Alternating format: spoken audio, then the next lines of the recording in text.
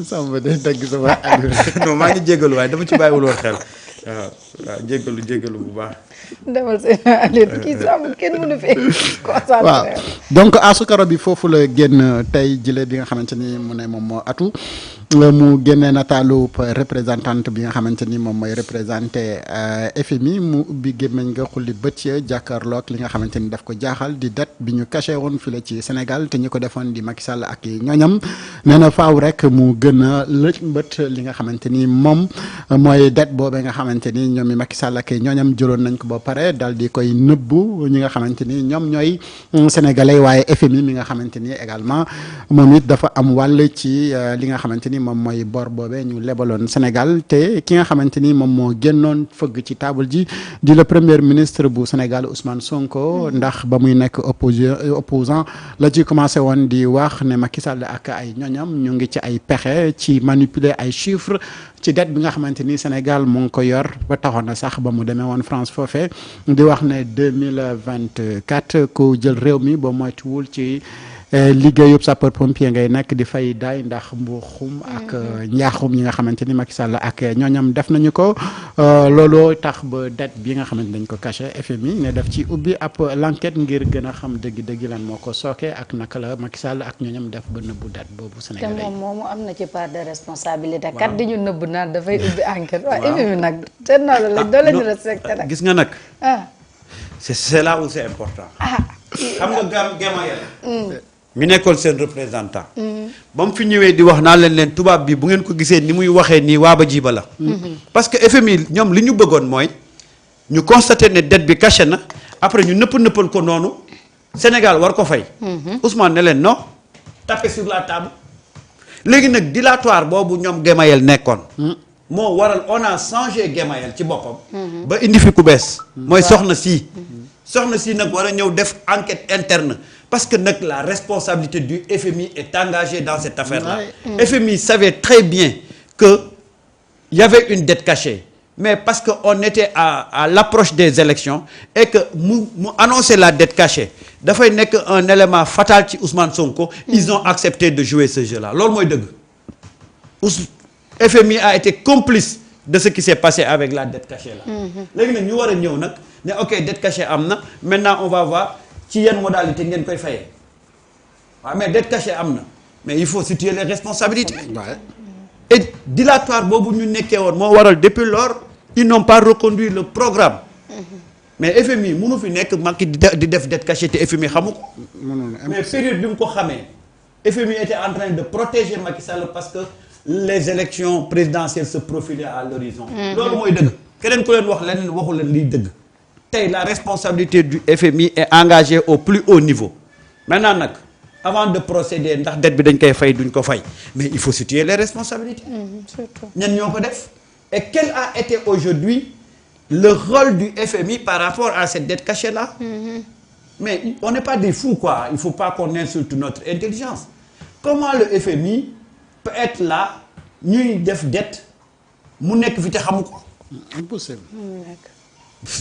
loolu la ñu bëgg a gëm loo que ñoom ils étaient pas au courant ils ont été au courant de cette dette là en complicité avec ñi fi nekkoon dañoo ko noppaale woon ils pensaient pas que bu ñuy ñëwee dañuy am fulla ak fayda ne leen balaa ngeen ñuy wax quoi que ce soit ci ay affaire de reconduire programme il faut que ñu xool dette bi mais ñoom xam nañ ne dette cachée am na mais dette cachée day am rek ñu ne dette cachée am na après maintenant comment vous allez passer. mais Samba xam nga la réalité. waaw ñu ñeme ko wax dëgg. mooy Sénégal en 2024 dafa waroon a exploiter pétrole ak gaz. Macky Sall ci xelam musul xalaat ne keneen dina. njëkk a jaay pétrole ak gaz bu Sénégal. bu dul moom. et loolu en complicité ak ñi nga xamante ni ñoom ñooy ay FMI teg nañu seen i waxtaan ba naka la ñuy def ba nëbb bor bi mais bu ñu yeggee ci période bi puisque dañuy am possibilité bi wala ni ñuy def ba nga xamante ni dinañ leen indil lii. FMI donc li muy def nii xam na ko xamaat na ko képp ku ci laale xam na ko. xam na ko mais Maroc soriwul. déedéet. na dem Maroc. waaw seeti ñu waay poser foofu question yi.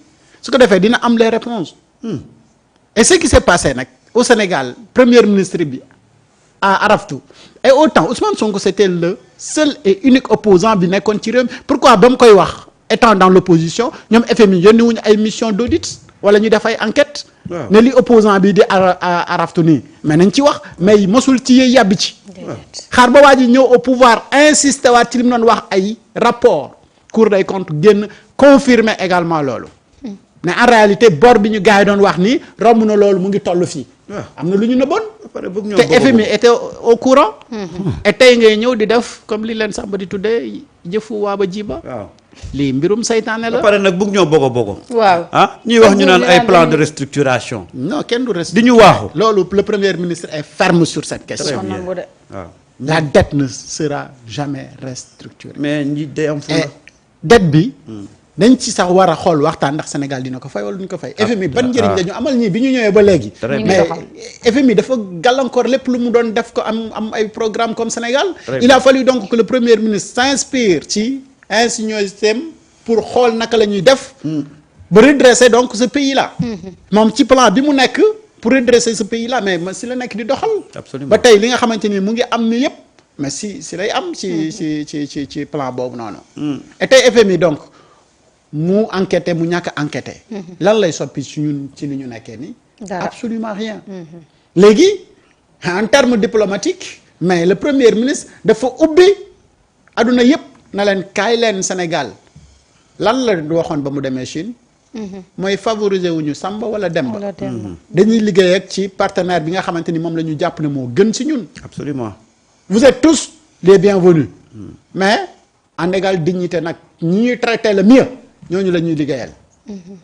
ngeen jàpp ñu comme ay nawle. ñëwuñu pour quémander dañu ñëw pour chercher des opportunités.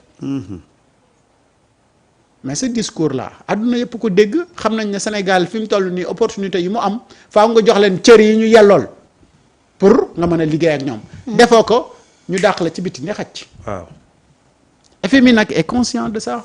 xam na ne fi mu toll nii réew mi nag muy Sénégal. sa waay nax leen jeex na de. déedéet ay njiit yu am fulla lañ am. waaw kay. loolu de la wane. waaw njiit yu am fulla. mais non mais c'est-à-dire que gis nga dafa loo am noo xam ne dafa yomb quoi. yow ñëw ñu ne la am na benn bor buñ fi bàyyi yow bor bi kay da ngay lijjanti bor bi nu mu demee mais yow bor bi lijjanti woo ko ñu bëgg la proposer beneen plan mais balaa ñu lay proposer plan kay il faut que ñu xam bor bi exactement. nan la demee. ñan ñoo ci seen responsabilité ñi fi nekkoon. ci ban niveau la. mais bëgg ñu bogo jàpp ne daal ñii dañoo nekk si ca gis nga Marieta. ne woon naa leen ne Macky Sall bi muy dem dafa créé woon toutes les conditions yoo xam ne bu fi ñuy demee au bout de 3 mois ñu faxastalu. c'était ça son calcul. c'est-à-dire que dafa créer toutes les conditions yoo xam ne daf ne ñii bu ñu doxalee 3 mois rek dañuy étouffer su ko defee état réew mi dafay nekk ci guuta voilà un peu le plan bi mu tegoon heureusement avec la clairvoyance de nos autorités en l'occurrence Ousmane Sonko. ñu déjouer ces pièges là mais bu ñu ko déjouer woon bu ñu defee 3 mois dañuy def cessation de paiement réew mi nekk ci problème.